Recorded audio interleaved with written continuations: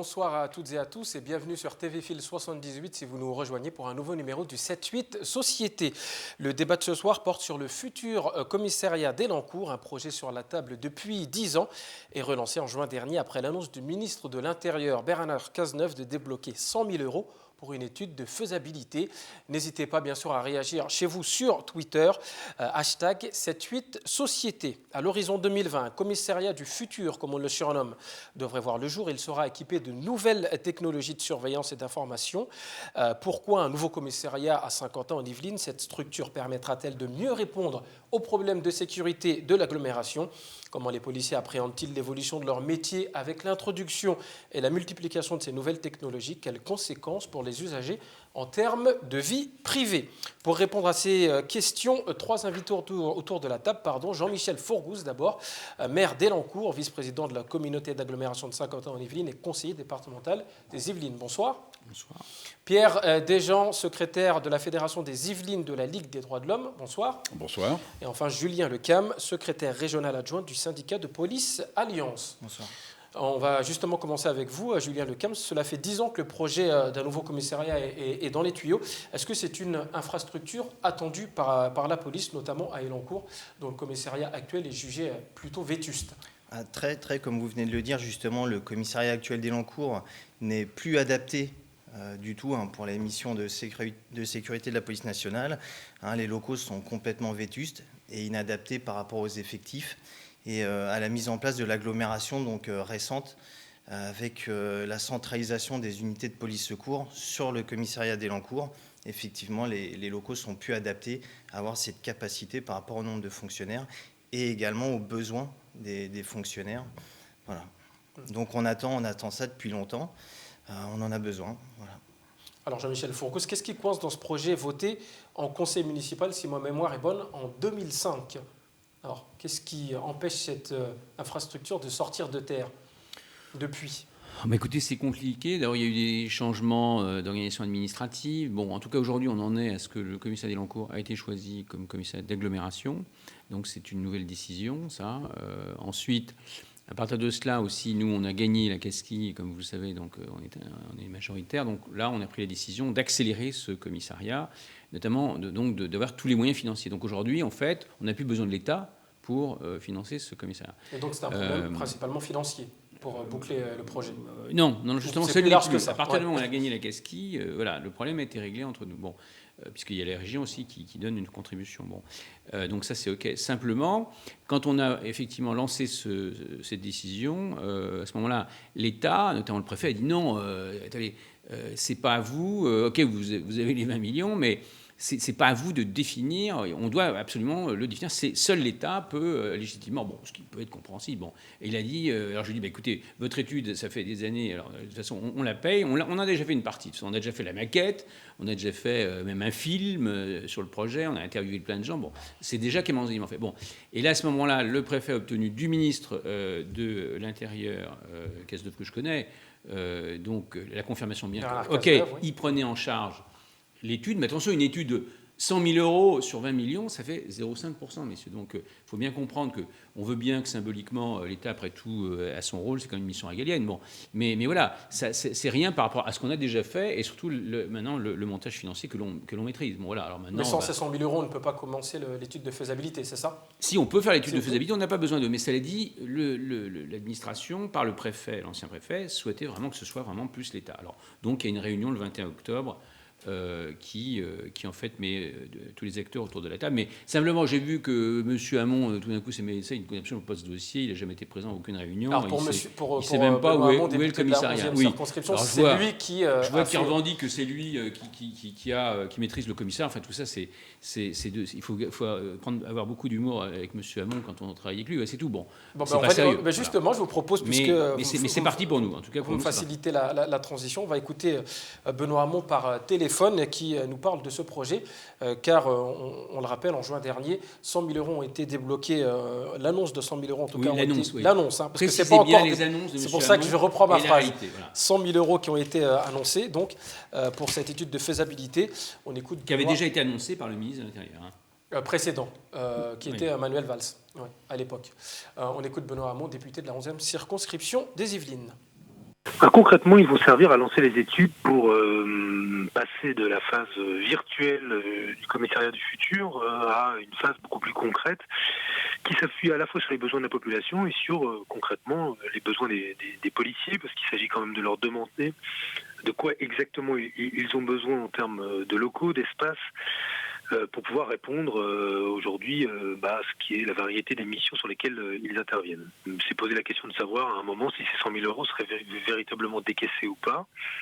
Ils l'ont été par Bernard Cazeneuve, à ma demande parce que les choses tardaient, ce qui a amené Bernard Cazeneuve à m'écrire et à me confirmer que ces 100 000 euros étaient bien décaissés. Ils vont servir à quoi ? À lancer les études et à travailler concrètement à ce qu'on passe dans la deuxième phase du virtuel au réel, qui permettront non seulement aux usagers, c'est-à-dire aux habitants du territoire, de pouvoir avoir accès à un commissariat digne de ce nom, et aux policiers à travailler dans des espaces qui soient aussi dignes de ce nom et qui ne dégradent pas leurs conditions de travail, comme c'est parfois le cas de l'exiguïté aujourd'hui du commissariat d'Elancourt. Mais il est indiscutable que si j'étais pas intervenu, sans doute ces 100 000 euros n'auraient pas été débloqués. Ça donne des boutons à M. Fourgousse. Bon, c'est la vie. La réalité, c'est que dans cette affaire, on a tous intérêt à ce que le dossier avance. Moi, je suis à disposition des élus. Je regrette qu'une des seules villes, sinon la seule ville de la circonscription qui ne me sollicite jamais, c'est la ville d'Elancourt. Je travaille très bien avec le maire de Fontenay-le-Fleury. Je travaille très bien avec le maire de Bois d'Arcy. Pourtant, ce sont des élus qui appartiennent à la même formation politique que M. Fourgousse. Je travaille excellemment bien avec M. Logier, président de la communauté d'agglomération. Bon, moi, je ne peux pas décider à la place des élus d'Elancourt. Mais bon, je vous rassure, il y a quand même des élus d'Elancourt, des Républicains qui m'ont dit qu'ils étaient contents que cette décision soit prise parce que ça permet d'avancer. Donc, voilà. Une réaction, messieurs, au propos de Benoît Hamon, avant de donner la parole à Pierre Desjean. Écoutez, Julien Lecam.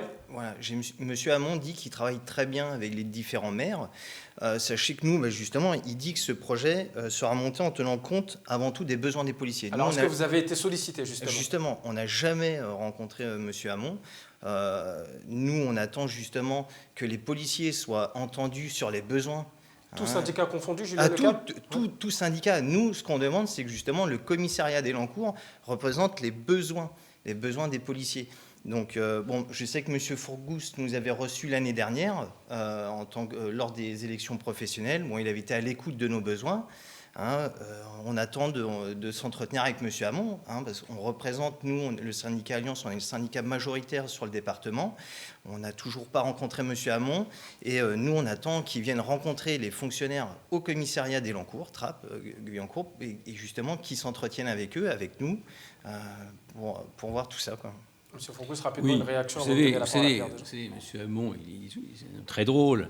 Il est connu ici. Vous savez, je me souviens, il nous avait dit « Nous sommes parvenus à inverser la courbe du chômage ». Je me souviens de cette phrase. « Nous sommes parvenus ». Il aurait dit « Nous sommes en train ». Ça, c'est François Hollande, ça. Mais non, lui, il a dit « Nous sommes parvenus à inverser la courbe du chômage ».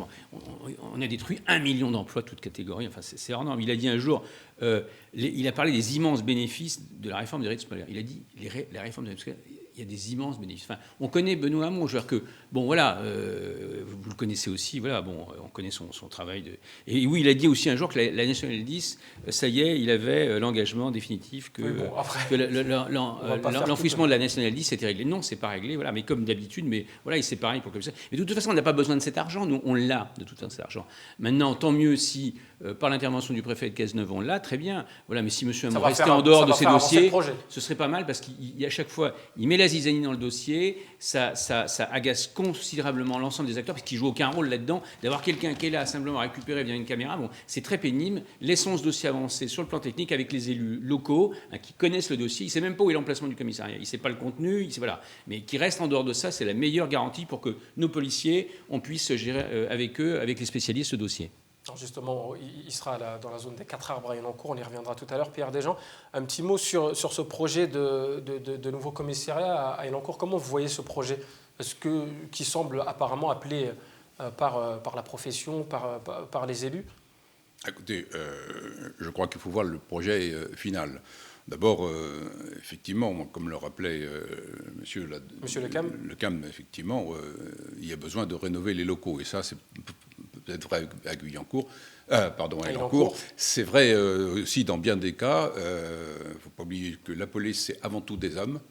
Et donc il faut bien les traiter, et il faut bien traiter aussi ceux qui viennent dans les différents commissariats de police pour la plupart du temps porter plainte. C'est dommage, mais en général c'est pour ça qu'on vient, ou pour faire une déclaration quelconque. Et il faut donner effectivement les moyens de travailler dans des conditions décentes.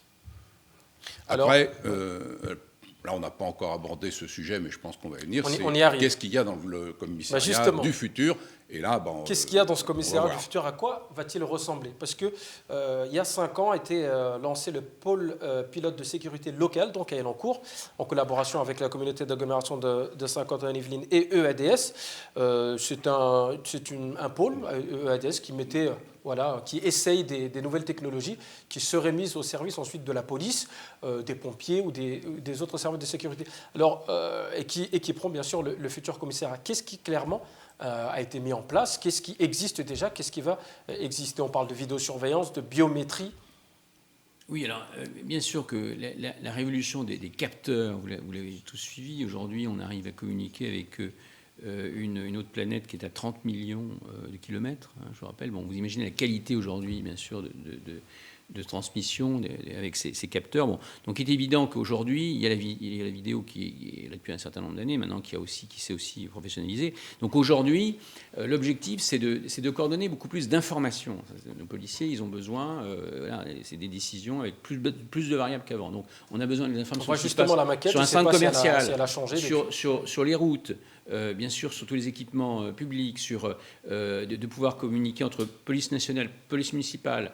Même les sociétés privées de sécurité, ils ont besoin d'avoir de l'information aussi, nos policiers, les pompiers. Donc voilà, il s'agit de coordonner beaucoup plus d'acteurs, beaucoup plus d'informations et d'aller plus vite, puisque grâce à tous ces outils, toute cette modernisation, bien entendu qu'ils auront un commissariat qui leur donnera on doit réduire le délai d'intervention. Vous pouvez sauver un homme, une femme ou un enfant. On souhaite diminuer ces temps d'intervention considérablement de 20, 30, voire 50%. Voilà, donc c'est l'objectif de ce commissariat. Et surtout, qu'ils aient des conditions de travail. Je vous donne un exemple. Par exemple, dans notre commissariat, effectivement, chacun a raison de rappeler que c'est un problème. C'est un vieux commissariat, on demande justement sa modernisation. Parce que vous faites rentrer l'agresseur par la même entrée que la victime. C'est insupportable. Ou que les policiers. Il faut 3 entrées dans le projet que nous avons. On a déjà fait un projet, donc on n'a pas besoin de 100 000 €, ils ne vont pas servir à grand-chose. Mais enfin on a déjà le projet où vous avez 3 entrées dans le commissariat, une pour les victimes, les policiers, une pour les victimes et une pour les agresseurs. Et je veux dire, la qualité de ces locaux, on a les locaux, on a les moyens financiers. Voilà, maintenant il faut le faire. C'est pas une question de savoir si Monsieur Hamon, qui connaît strictement rien à ce sujet. On a déjà passé la polémique. Julien Lecam, rapidement. Monsieur Hamon, en plus, n'est pas aimé dans ce département. Je crois que vous le savez, vous avez vu le résultat des élections cantonales. Bon, et dans son canton, c'est pareil. C'est un canton qu'il va dessiner lui-même. Bon, je crois que il a eu un message. S'il pouvait se mettre en retrait, nous laisser travailler, ce serait pas mal. Ouais. Alors Julien Lecam, justement, toutes ces nouvelles technologies, ça va un petit peu transformer le métier de policier. Alors vous utilisez déjà la vidéosurveillance, mais on parle de biométrie, de reconnaissance digitale. Qui dit nouvelle technologie dit formation. Et vous nous avez annoncé que vous étiez en manque d'effectifs demain. Alors comment vous comptez Au-delà, effectivement, sur le département, il manque presque 200 fonctionnaires de police. Mais au-delà de ça, vous parlez de commissariat du futur, de biométrie. Vous savez que les besoins des collègues actuellement sur le terrain, c'est tout simplement de moyens radio. Il manque de portatifs, des moyens très basiques. Il manque au moins 4 véhicules. Entre le commissariat d'Elancourt et le commissariat de Trappes, il manque 4 véhicules. Monsieur parlait des conditions dans lesquelles on recevait les gens, notamment les individus mis en garde à vue. Il y a la présence de mouches dans les locaux du commissariat de Trappes. Les mouches qui vont également dans la salle de restauration des fonctionnaires. Donc c'est scandaleux. Des problèmes de canalisation. Il faut savoir que les locaux ne sont pas entretenus. C'est-à-dire que sont budgétisés la construction, mais derrière l'entretien, et effectivement le commissariat de Trappes n'est même plus. Il y a eu des problèmes d'inondation et de fuite d'eau. On n'a pas pu recevoir les gens durant tout un week-end. Les gens ont été dirigés vers d'autres commissariats. C'est scandaleux. C'est scandaleux. Pierre Desjean, vous, pour vous, toute la mise en place de ces nouvelles technologies, le développement de la vidéosurveillance, c'est une atteinte aux libertés individuelles, selon en tout cas les dernières études portées par la Ligue des droits de l'homme. Je crois justement qu'il faut faire bien attention à une chose. C'est qu'on nous vend... Même si la plupart des Français semblent plutôt favorables, le dernier sondage, c'était 3/4, 75% des Français plutôt favorables à la vidéosurveillance, par exemple, si on prend la vidéosurveillance. Oui, alors les sondages, je pense que il faudra demander à votre direction d'acheter une corbeille à papier pour que vous puissiez les mettre. Parce que la plupart du temps, ils sont faits sur un coin de table dans des pays du bon sens par rapport aux normes effectivement requises pour avoir des sondages de qualité. Donc, je ne me fierai pas aux sondages. Mais, d'autre part, il y a certainement beaucoup de gens qui sont effectivement favorables à la vidéosurveillance. Pourquoi ? Parce que tout simplement, à longueur d'antenne, sur la plupart des médias, eh bien, on nous bourre le crâne avec ça, la vidéosurveillance, la vidéosurveillance, la vidéosurveillance. Et je ne sais pas si vous avez eu l'occasion de voir l'autre jour l'émission de votre collègue Élise Lucet sur Cache Investigation. Je crois Antenne 2, enfin, peu importe, Cache Investigation, sur le marché de la peur, où elle rencontrait M. Hortefeux, ancien ministre de l'Intérieur, et elle avait en main un rapport fait par le ministère de l'Intérieur, pas par des rigolos, donc par et qui montrait très explicitement que sur plusieurs années, la criminalité ou la délinquance avait augmenté dans les villes où il y avait le plus de caméras et que le taux d'élucidation avait augmenté le plus dans les villes où il n'y avait pas de caméras. Donc il faut aussi qu'on se pose la question. Alors comment on explique ça ? De savoir effectivement à quoi sert la vidéosurveillance. Alors ça peut servir effectivement à repérer quelques hommes qui déchirent des chemises de temps en temps, mais à part ça, ça sert à rien. Ça sert à rien. Et là, on a la preuve concrète et par un organisme officiel qui est le ministère de l'Intérieur. Après, permettez, c'est qu'on nous vend tout un tas de choses en nous disant effectivement ça va améliorer la sécurité, ce qui est une revendication tout à fait légitime. Sauf que derrière, il y a autre chose qu'on ne nous dit pas, c'est la surveillance généralisée. Et en fait, c'est plus de surveillance pour tout le monde et partout. Est-ce que vous avez des exemples concrets d'abus qu'il y a pu avoir à cause de la vidéosurveillance ? Parce qu'on parle souvent de surveillance généralisée, ou est-ce que c'est juste le principe de... La surveillance généralisée, ça veut dire le recueil d'informations.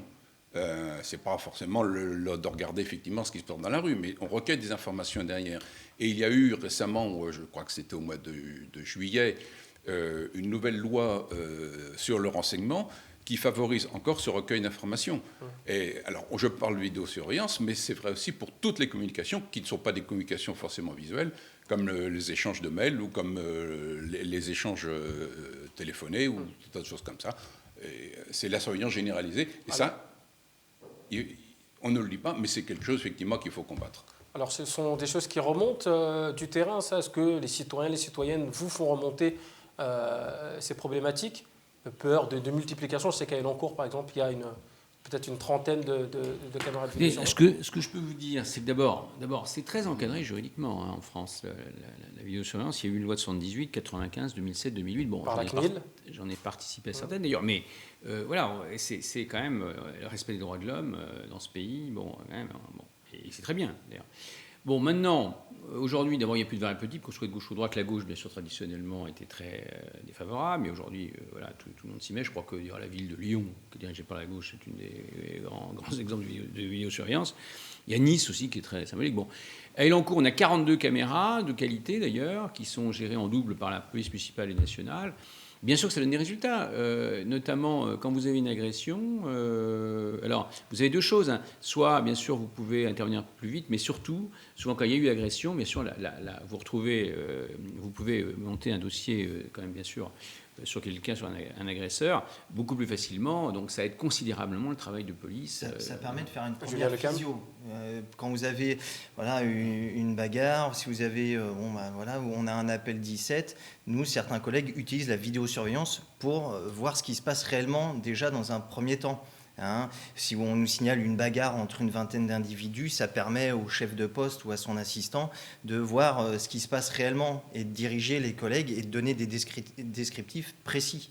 hein, mais nous, en fin de compte, ça nous sert, même si les collègues sont parfois en fait débordés par le travail de chef de poste et de garde à vue. Je peux vous dire que la vidéo, des fois, ils n'ont pas le temps de la regarder de la vacation. Donc pendant les 8 heures, ils n'ont pas eu le temps de mettre le nez sur la caméra. Et c'est vrai que quand on parle de vidéosurveillance, moi j'ai des collègues qui me réclament simplement des écrans d'ordinateur. Ils ramènent leurs écrans d'ordinateur perso au travail. Donc si vous voulez, pour nous, on a l'impression qu'il y a une différence là, mais c'est pour ça ce qui remonte du terrain et ce qui est. mais clairement, quand vous me parlez d'un commissariat du futur avec de la biométrie. Voilà, bon, là, c'est un peu romancé, je pense que... C'est pourtant ce qui est testé actuellement dans le pôle... Oui, mais alors, comme je vous ai dit, faites le tour des commissariats, les collègues ne sont pas forcément demandeurs. De la biométrie, tant mieux, c'est un outil important, mais si vous voulez, quand on les écoute, c'est des vestiaires propres, un local de restauration adapté. Moi, j'ai 60 fonctionnaires sur Trappes, ils se partagent une salle de restauration qui est prévue pour 10. Donc, si vous voulez... les collègues d'Elancourt n'ont pas de parking pour stationner leur véhicule. Ils stationnent leur véhicule dehors. Et beaucoup de collègues ont constaté des dégradations sur leur véhicule. Donc vous voyez, ils réclament un parking, ils réclament une salle pour faire du self-défense, une salle de sport pour faire du self-défense. Vous voyez, des choses basiques. Alors, commissariat du futur... On en est loin encore, Pierre Desjean. Ouais. Oui, écoutez... Je crois qu'effectivement... Votre argument n'a pas convaincu sur la vidéosurveillance. En tout cas, non. Julien Lequem dit non, que justement, effectivement, les collègues s'en servent un peu, mais... Et que la vidéosurveillance, c'est ce qu'on met en avant, effectivement. Il y a tout ce qu'il y a derrière. Tout ce qui est derrière, et la collecte massive de données sur tout le monde, et la conservation des données, qui ne sont même pas sûres, d'ailleurs. Qui ne sont même pas sûrs. Il n'y a aucun moyen d'avoir des vérifications sur le contenu du fichier par qui que ce soit. Donc, non, il ne suffit pas de dire que la France est le pays des droits de l'homme, ce qui d'ailleurs est faux. Et traditionnellement, le pays des droits de l'homme, quand même. C'est effectivement ce qu'on dit, mais c'est pas vrai. C'est là qu'a été effectivement décrété la première fois, voté par l'Assemblée nationale la première fois, le texte dit Déclaration des droits de l'homme. Ceci étant dit, les droits de l'homme, c'est quelque chose qui a une vocation universelle sur toute la surface de la Terre. Et puis, bien d'autres pays se sont engagés. Ce n'est pas quelque chose qui est apparu comme ça, abstracto dans l'histoire. C'est effectivement tout un mouvement. Et puis, ça se continue. C'est la recherche de l'homme, de son émancipation et de sa liberté. Alors, Jean-Michel Forgousse, Julien Lequem, quand est-ce qu'il verra le jour ce commissariat ? Pour quand ? Et quelle va être sa place aussi dans 50 ans en Yvelines ? Est-ce que ça va devenir le commissariat principal où tout va être centralisé ? Tous les services principaux de 50 ans en Yvelines et environ vont être centralisés. Est-ce que c'est ce que demande la police ? Alors, ce que dit M. Lequem est très réaliste. C'est qu'il faut déjà régler les problèmes de terrain. Voilà, aujourd'hui, on a des problèmes financiers monstrueux. Vous le savez, les collectivités locales, dont les intercos, vivent un drame. Bon, l'effondrement, le fait d'avoir une croissance nulle depuis 3 ans, 0 en 2012, 0,3 en 2013, 0,2 en 2014, c'est catastrophique. Et on aura très peu de croissance pendant 5 ans. Bon, bref, bien sûr, c'est un effondrement des moyens publics. Il faut s'y préparer. Donc, il faut être réaliste. M. Lequem a raison de dire, allez voir un peu sur le terrain, allez voir nos locaux, c'est dramatique. Je sais, j'ai visité. Enfin, Trappes, je ne savais pas que c'était aussi, parce que je l'ai un peu moins en charge directement à l'époque quand j'étais député. Mais voilà, c'est prioritaire. Ça, c'est pas parce que, là je dis ça, il faut d'abord bien, les policiers, ils ont des conditions de travail qui ne sont pas satisfaisantes, notamment dans ces emplacements-là. Donc il faut régler ce problème. Moi, j'ai fait les travaux, se dire, il est en cours. C'est pas mon job puisque c'est une mission régalienne de l'État. Mais la ville a dit, donc les policiers, c'est prioritaire. Donc nous, on a fait un effort de travaux. Il faudrait aussi que le maire de Trappes fasse des efforts de travaux sur le commissariat. Non, mais c'est trop important, surtout à Trappes. Il y a des problèmes de sécurité quand même qui sont sensibles. C'est prioritaire. La sécurité, les Français nous le disent, c'est la sécurité, les priorités, le pouvoir d'achat, l'emploi et l'éducation. Alors voilà. Justement, il sera pour quand pour Julien Lequem et les policiers qui attendent cette nouvelle infrastructure? Elle sortira de terre quand à peu près? Écoutez, prévision, nous, le montage financier, en tout cas, c'est nous qui nous en occupons, qui le maîtrisons, et personne d'autre, que les choses soient claires. En plus, l'État, là-dessus, ne demande pas à maîtriser le montage financier de 1 million. Imaginez, il sait 100 000 euros, bon, très bien. Donc, il va de soi que nous, on associe tout le monde là-dedans, bien entendu, surtout Trappes et Elancourt, et Guyancourt aussi, qui est concerné. Bien sûr, avec également, bien entendu, les meilleures technologies, parce que, vous l'avez dit, votre système de radio, il a intérêt à marcher partout, même quand vous êtes en sous-sol, etc. Bon, voilà. Donc, là, nous, on travaille sur un matériel très perfectionné, d'autant plus qu'on a des gros aussi, vous l'avez dit tout à à l'heure, c'est vrai que Airbus Défense, qui est sur Thales sur les Défense, projets qui machin, met on a les meilleures entreprises du monde aussi qui aussi travaillent là-dessus. Dans le PPSL dont vous parlez tout à l'heure, on a 40 sociétés, 40 petites sociétés qui travaillent sur des initiatives donc, par rapport à ce projet de commissariat. Alors, il faut être raisonnable. D'abord, on le fera avec l'argent qu'on a, parce que bien entendu, c'est plutôt serré, c'est plus serré quand même en ce moment. Il s'agit de régler des problèmes de terrain qui sont prioritaires, et après, bien entendu, de constituer ce projet de commissariat qui englobera tout le monde et qui doit être un modèle. Je vous le rappelle qu'ici, vous êtes dans la 8e zone mondiale d'innovation. Selon le MIT. Selon le MIT, très bien, bravo, vous avez bien pris votre leçon. Deuxièmement, c'est aussi quand même, vous avez les plus belles entreprises du monde, il faut des conditions de sécurité qui soient exemplaires, qui soient aussi un modèle pour nos entreprises. On a un secteur d'activité, de défense, de sécurité, et donc ils sont prêts à faire un effort. Donc il faut que l'État et le privé s'entendent aussi là-dessus, et on fera quelque chose de beau, mais on n'oublie pas les problèmes prioritaires terrain. Et les problèmes de terrain. Un dernier mot, Pierre Desjans, pour terminer, en 10 secondes. Écoutez, si effectivement des gens ont été consultés sur ce coefficient, c'est bien. Nous, la Ligue droit, nous n'avons pas été consultés. Donc, il y a peut-être un la police non plus. On ira vous voir. Ce sera le mot de conclusion. Et puis, je crois que le côté économique est effectivement peut-être à prendre en compte, mais la politique, c'est de faire des choix. Si les politiques avaient le moyen de tout faire partout, il n'y aurait peut-être pas tant de divergences. Et effectivement, on a le choix. Effectivement, vous avez fermé aussi un certain nombre d'établissements culturels. Voilà, vous avez fait le choix. Ce sera un autre débat. Merci en tout cas à tous les trois d'avoir participé à ce débat. N'hésitez pas à réagir sur le Twitter de l'émission #78société. On se retrouve la semaine prochaine pour un nouveau numéro du 7-8 Société. Bonne soirée.